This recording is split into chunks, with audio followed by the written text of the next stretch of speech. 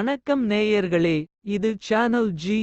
Welcome back to another episode. இன்றைய நிகழ்ச்சியில் கள்ளிக்கு எத்தனை பள்ளி, குன்றிருக்கும் இடம் எல்லாம் குமரன் இருக்குமிடம் என்பது தமிழ் கிழவியின் கூற்று. ஆண்டுதோறும் கொங்கு மண்டலத்தில் 6 மலை ஏறி குமரனை தரிசனம் செய்வது 15 ஆண்டுகளாக எனக்கு பழக்கம்.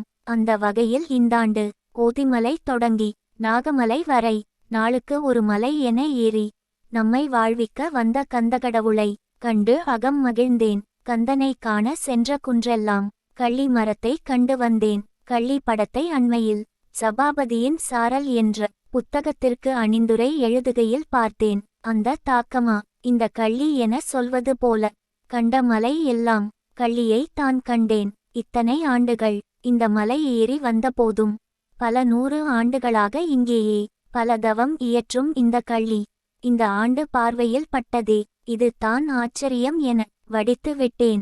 தமிழ் வரியாக வளமாக வந்த சிந்தனையில் பல்லுயிர் பாதுகாப்பில் கள்ளி மட்டும் என்ன விதிவிலக்கா, இவைகளையும் கருத்தில் கொள்ள வேண்டுமே என இதை கோவை தோழர் சபாபதியிடம் சொல்லி வந்தேன்.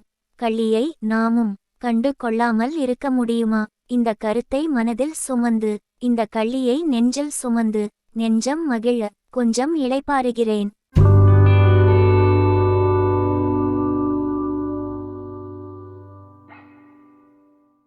உங்கள் சேனல் ஜியில் தினம் ஒரு நிகழ்ச்சி ஒளிபரப்பாகி வருகிறது.